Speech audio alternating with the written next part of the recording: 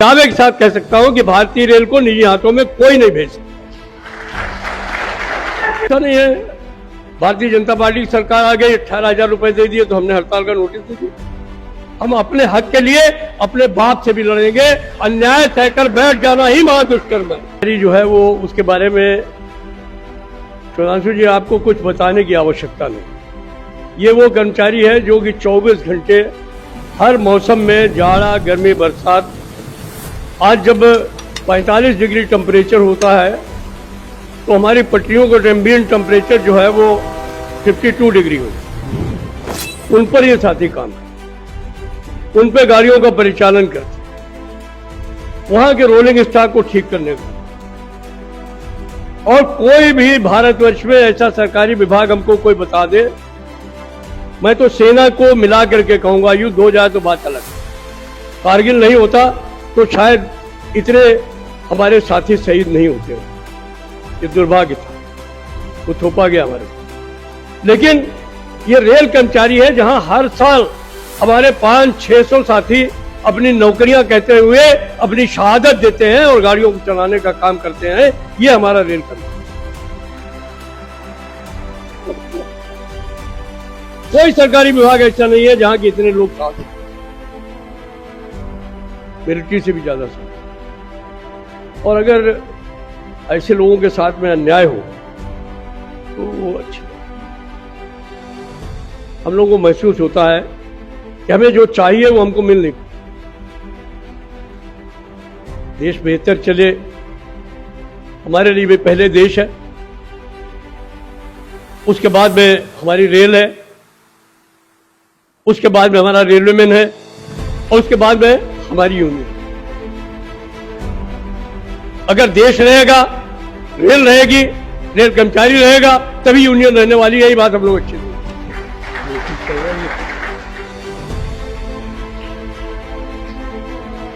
तो इसलिए हम अपने कर्तव्य में कभी शिथिलता नहीं ला। चाहे युद्ध हो, चाहे कोई भूकंप आ जाए, कोई तूफान आ जाए, अगर सबसे पहले फौज को पहुंचाने का काम, रसद को पहुंचाने का काम, गोला बारूद पहुंचाने का काम सीमा पर कोई करता है तो भारतीय रेल करती है, कोई दूसरा नहीं। कहीं भी भूकंप आया, सबसे पहले पटरियां टूटी हुई हैं, उनको जोड़ करके अगर राहत सामग्री लेकर के सबसे पहले कोई पहुंचने का काम करता है तो भारतीय रेल है, कोई दूसरा। सुधांशु जी, हमारे साथियों ने तमाम लड़ाइयों में अपनी शहादत भी देने का था। चाइना वार हुआ, उसमें भी हमारे साथी मारे गए। पाकिस्तान के साथ लड़ाई हुई, उसमें भी हमारे साथी मारे गए। तमाम ट्रैकमैन साथी हमारे जो है वो ट्रैक को ठीक कर रहे थे, बम्बार्डमेंट हुआ उन लोगों की साथ। हर साल हम लोग उनको शहीद का दर्जा देते हैं, उनका जो है वो हम लोग करते हैं। हालांकि हमारे जो हर साल मरने वाले साथी हैं, हम बार बार कह रहे हैं कि उनको भी शहादत का दर्जा मिलना चाहिए। लेकिन जो रेलवे बोर्ड का आदेश है कि जो सबसे नजदीक सबसे बड़ा अधिकारी हो वो तो जाके उनको सांत्वना दे, वो भी नहीं होगा। खैर, उसकी पीड़ा हम अपने घर में निपटा लेंगे। और खुशकिस्मती से चाहे जो मंत्री रहा हो वो फेडरेशन की बात को सुनता है, तो इसलिए वहां पर आपको कुछ कहने की आवश्यकता नहीं है। ये मेरी पीड़ा है, इसलिए मैंने आपके सामने। बहरहाल, मेरी एक विनती जरूर है कि अब रेल कर्मचारी कब तक इन सब चीजों को बर्दाश्त। तो दो सवाल बहुत बड़े हैं। एक तो यह कि ये सेफ्टी आर्म नहीं है। हमें खुशी है कि चाहे जितना कोई ढोल पीटे और चाहे जितना भी इस तरीके का प्रचार हो कि भारतीय रेल तो रहेगी नहीं, निजी हाथों में चली जाएगी, मैं दावे के साथ कह सकता हूं कि भारतीय रेल को निजी हाथों में कोई नहीं भेज सकता। प्रदेश में योजना आयोग का उपाध्यक्ष बना था, उस जमाने की योजना आयोग का उपाध्यक्ष मोन्टेक सिंह अहलूवालिया। मेरी समझ से कभी वो भारतीय ट्रेन पे यात्रा नहीं। मैंने एक बार विज्ञान भवन के एक सभा में उससे एक सवाल पूछ भी लिया कि सर, आप कभी भी भारतीय रेल पे यात्रा किए हैं क्या? तो he felt very much affected. कि आदमी, अदना सा आदमी, भारत सरकार के योजना आयोग के उपाध्यक्ष से पूछ रहा है कि आपने कभी भारतीय रेल पे यात्रा की। इसलिए मैंने उसको ये बात कही कि उसने चेयरमैन रेल बोर्ड की चिट्ठी लिखी थी कि दुनिया में सारी दुनिया की रेलें निजी हाथों में चली गई हैं, भारतीय रेल में क्या सुख आपके पर लगे हुए हैं जो नहीं जानते। उस पत्र की लैंग्वेज से मुझे लग रहा था कि इस व्यक्ति ने शायद भारतवर्ष की रेल के जानते ही नहीं कि यहाँ खाली जो है वो हवाई जहाज में उड़ने वाले लोग यात्रा नहीं करते, यहाँ खाली फर्स्ट एसी में चलने वाले लोग यात्रा नहीं करते, यहाँ 2 एसी में यात्रा करने वाले लोग यात्रा नहीं करते, यहाँ वो लोग यात्रा करते हैं जो सवेरे घर से सूखी रोटी और नमक, अगर प्याज की कीमत बढ़ी हुई नहीं हो तो प्याज की आड़ी लेकर के इस ट्रेन पे यात्रा करते हैं, प्लेटफॉर्म का पानी, नल का पानी इस्तेमाल करते हैं और अपने घर जाने का काम करते हैं। 2.5 करोड़ लोग रोज भारतीय रेल में एक सिरे से दूसरे सिरे पर यात्रा करते हैं, उत्तर से दक्षिण, दक्षिण से पश्चिम से पूरब पहुंचाने का काम करते हैं। मैं ऑस्ट्रेलिया में था, मुझसे लोगों ने पूछा कि भारतीय रेल के बारे में क्या कहना चाहेंगे आप, वहां के प्रेस के लोग। मैंने उनसे कहा, we carry entire population of Australia on our train in a day and that was headline of that news. हमने कहा तुम्हारा देश जितना बड़ा है उसकी पूरी जनसंख्या को हम एक दिन में भारतीय रेल पे इधर से उधर पहुंचा, ये बात है। तो इसके बारे में अगर कोई ये कल्पना करे कि इसको कोई निजी हाथों में सौंप देगा, ये सबसे सस्ता और सुलभ साधन है। लेकिन एक बात जरूर है कि मुझे तकलीफ तब होती है जब सेफ्टी कैटेगरीज के तमाम कैडर में जो है वो फिक्स टर्म एम्प्लॉयमेंट के नाम पर, आउटसोर्सिंग के नाम पर जब ऐसे लोगों को लगाया जाता है, क्या करेंगे मुझे नहीं मालूम, वो तो जब रिजल्ट आएगा तब।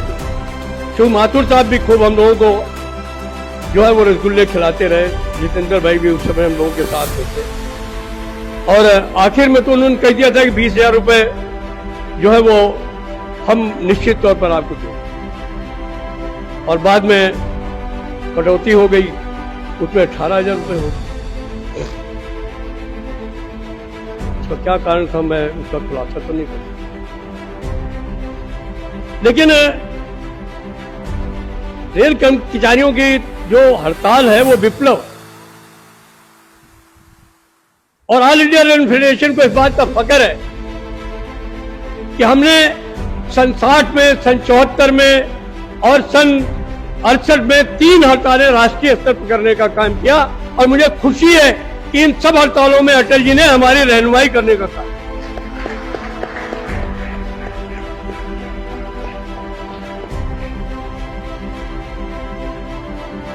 तो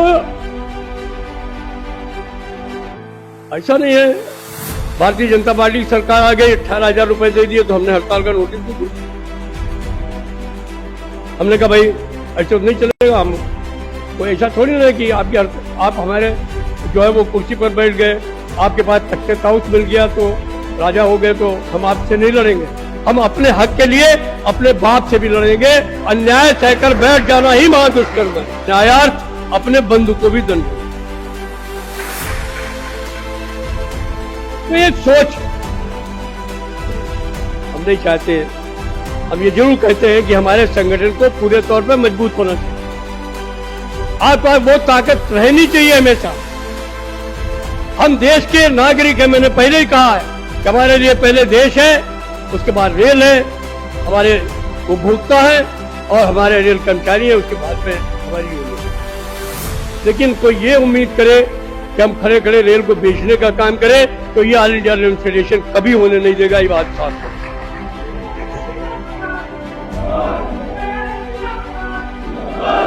मुझे खुशी है कि चाहे पीयूष गोयल जी रहे हो, चाहे अश्विनी वैष्णव जी हो, चाहे सुरेश प्रभु रहे हो, चाहे सदानंद गौड़ा रहे हो, जितने भी मंत्री रहे हैं, किसी ने भी ये बात नहीं कही कि हम रेल को बेचने का काम करेंगे। सबने पार्लियामेंट और पार्लियामेंट के बाहर ये कहा है कि नहीं, रेल जो है वो भारत सरकार की संपत्ति है, भारत सरकार के स्वरूप में।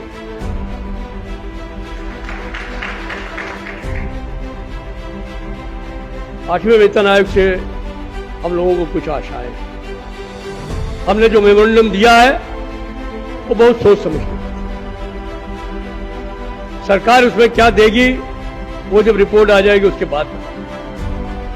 लेकिन एक सबसे बड़ा सवाल हम लोगों ने जो सिद्धांत के तौर पर वहां पर उठाने का काम किया है, वो सवाल है कि हमारे वेतन की संरचना के लिए जो बेसिक फार्मूला है वो क्या होना चाहिए। तो आज तक 3 यूनिट हुआ है। 3 यूनिट में 1 यूनिट पुरुष का, 0.8 महिला का। अब बताइए, महिलाओं का आज के जमाने में भी, इस सरकार में भी सुधांशु जी अगर 0.8 रहे तो कितनी खराब। मुझे पूरी आशा है कि इसको आप जो है वो अपने स्तर पर अपने तरीके से इस्तेमाल करेंगे। और आज की तारीख में अगर पुरुष 1 यूनिट है तो महिला भी 1 यूनिट होना, और नहीं तो कोई हमको बता दे कि महिलाओं पे कम खर्चा है, पुरुषों से ज्यादा ही खर्चा है उनका, है या नहीं। बच्चों का चलो 0.6 आपने कह दिया, मान लिया मैंने, आप उनको 0.5 भी कर दो तो मान लो। हालांकि है नहीं, आजकल शिक्षा महंगी, चिकित्सा महंगी, बच्चों पे खर्चे ज्यादा बढ़े हुए, और माँ बाप पेट काट करके अपने बच्चों को अच्छा बनाने के लिए कोशिश भी कर। लेकिन अभी हुआ है कि आने वाले समय में हमको खुशी है कि हमारे वर्तमान सरकार के लेबर मंत्रालय ने एक कमेटी बनाई, उसमें तमाम और इश्यूज हैं। लेकिन फैमिली कंपोजिशन पर उस रिपोर्ट में भी कहा गया कि माँ बाप को परिवार से अलग नहीं किया जा सकता, parents will be A part of the family. ये हमारी श्रम मंत्रालय की रिपोर्ट है, भारत सरकार के श्रम मंत्रालय। तो हमने पे कमीशन को कहा है कि ये जो 3 यूनिट का मामला है इसको 5 यूनिट का। अभी भारतीय न्याय संहिता जो पहले CRPC होती थी उसको BNS हो गया है, उसके सेक्शन 20 में कहा गया है, मनोज भाई समझ लो, तुमको बता रहा हूं कि अगर कोई अपने बाप को, अपनी मां को तकलीफ पहुंचाएगा तो उस बंदे को जेल भेज दिया जाएगा। ये सीनियर सिटीजन्स एक्ट आ गया। तो हमारे तो खैर संस्कार ही ऐसे नहीं है कि हम माँ बाप का कभी सामने कोई प्रतिवाद कर सकें। अभी भी इनके माँ बाप हैं, वो जब सामने जाते हैं वो कुछ कह देते हैं तो हमारी समय में सारे सरकार वाले लोग ही हैं, वो उनके सामने आज भी बोल नहीं पाते।